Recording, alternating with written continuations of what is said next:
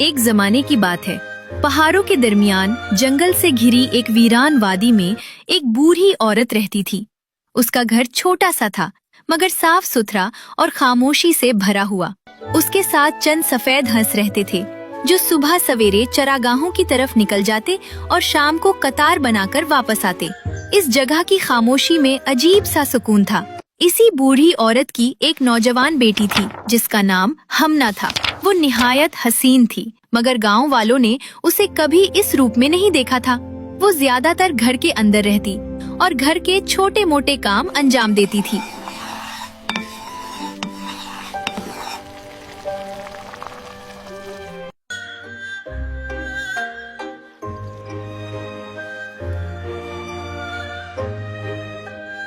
अगर कभी बाहर निकलती तो माउस स्किन का बदसूरत कोट पहन लेती और कैप से अपना चेहरा छुपा लेती। जहाँ वो हंसों की देखभाल करती, उनके लिए दाना डालती। वो कम गो और खामोश तबीयत की थी। लोग उसे देखकर यही समझते कि वो कोई बदसूरत, संजीदा और खामोश लड़की है। हर सुबह बूढ़ी औरत अपनी मजबूत लाठी उठाती और जंगल की तरफ निकल जाती। वो घास काटती, जंगली फल तोड़ती और दरख्तों के नीचे उगे हुए पौधे जमा करती।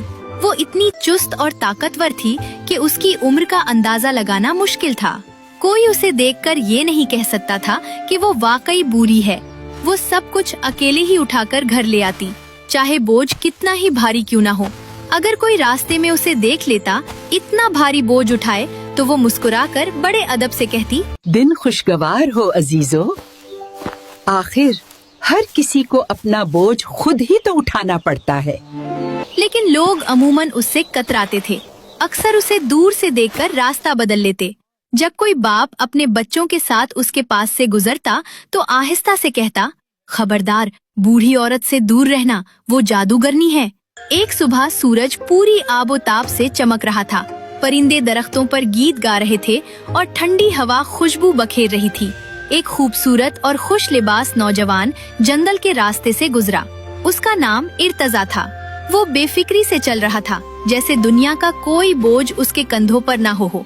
अचानक उसकी नजर बूढ़ी औरत पर पड़ी, जो घुटनों के बल बैठकर घास काट रही थी। उसके चेहरे पर झरियां थीं, मगर हाथों में ऐसी मजबूती कि घास एक ही बार में कटती चली जा रही थी।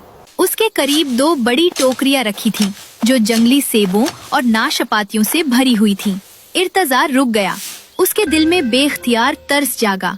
वो आगे बढ़ा और नर्म आवाज में बोला, अच्छी माँ, आप अकेली ये सब कैसे उठा कर ले जाएंगी?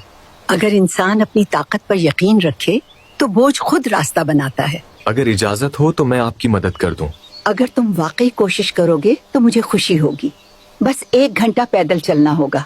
इर्तजा 1 घंटे का सफर सुनकर वो हिचकाया, मगर उससे पहले कि वो कुछ कहता, बूढ़ी औरत ने गठा उसकी पीठ पर रख दिया और दोनों टोकरियां उसके बाजुओं में थमा दी। वो चूम कर बोला, ये तो बहुत भारी है। ये गोठा ऐसे लग रहा है जैसे पत्थरों से भरा हो, और ये फल जैसे सोने के हों। अजीब बात है, जो काम मैंने बरसों किए वो एक जवान मर्द के लिए इतने मुश्किल क्यों हो गए? तुम्हारी जबान में तो बड़ी ताकत थी, मगर कंधों में कम निकली। इर्तजा के गाल शर्मिंदगी से सुर्ख हो गए। उसने दांत भींचे और चल पड़ा। शुरू में रास्ता हमवार था। नरम घास कदमों के नीचे दबती जाती थी, मगर जैसे ही वो पहाड़ की तरफ मुड़े, जमीन पथरीली हो गई। नोकीले पत्थर पाँव में चबने लगे। बोझ लम्हा बलम्हा बढ़ता महसूस होने लगा। इर्तजा के माथे और पीठ से पसीना बहने लगा। वो हाँफते हुए बोला, बूढ़ी माँ, अब मुझसे नहीं हो रहा, मुझे जरा आराम चाहिए। यहाँ आराम नहीं, अभी चलते रहो, ये तुम्हारे अपने फायदे के लिए है। मजबूरन इर्तजा उसके पीछे चलता रहा। बोझ लम्हा बलम्हा भारी होता गया। अचानक बूढ़ी औरत ने एक छलांग लगाई और उसकी पीठ पर गठे पर बैठ गई। अब वजन नाकाबिले बर्दाश्त हो चुका था। उसकी टांगे कांपने लगी, मगर वो रुका नहीं। दर्द और थकन उसके जिस्म में आग की तरह फैल गई, मगर किसी अनजानी जिद ने उसे आगे बढ़ने पर मजबूर रखा। वो लड़खड़ाता हुआ, पसीने और सांसों की आवाज में डूबा, आखिरकार बूढ़ी औरत के घर तक पहुंच गया। वहां पहुंचते ही उसके कदम रुक गए। वो आधा बेहोश सा होकर झुक गया। जैसे ही हस्सों ने बूढ़ी औरत को देखा, वो खुशी से परों को फड़फड़ाने लगे, गर्दनें लंबी करके उसकी तरफ दौड़ आए। उनके पीछे हमना चल रही थी। हमना ने फिक्रमंदी से पूछा, माँ, इतनी देर क्यों लग गई? बूढ़ी औरत मुस्कुराकर बोली, कुछ नहीं बेटी, उस नौजवान ने मेरा बोझ उठाया, यहाँ तक कि मुझे भी अपनी पीठ पर बिठा लिया। रास्ता आसान हो गया, हम तो हंसी मजाक में आ गए। उसने इर्तजा की पीठ से गट्ठा उतारा और टोकरियां नीचे रख दी। अब दरवाजे के पास बंच पर बैठ जाओ और आराम करो। तुमने मेहनत की है और मेहनत का इनाम जरूर मिलता है। चलो फिर घर। हमना से बेटी, कहा, किसी नौजवान के साथ अकेली रहना मुनासिब नहीं। आग में तेल नहीं डालना चाहिए। इर्तजा दिल ही दिल में सोचने लगा कि वो हंसे या रोए। ऐसी दिलरबा लड़की मेरा दिल नहीं जीत सकती, चाहे वो मुझसे 30 साल छोटी ही क्यों ना हो। बूढ़ी औरत हस्सों को प्यार से सहलाती हुई हमना के साथ घर के अंदर चली गई। इर्तजा बेंच पर लेट गया। ऊपर दरख्त था, नीचे नरम घास, आसपास सब्ज चरागाहें, जंगली फूल और खुशबूदार थाइम।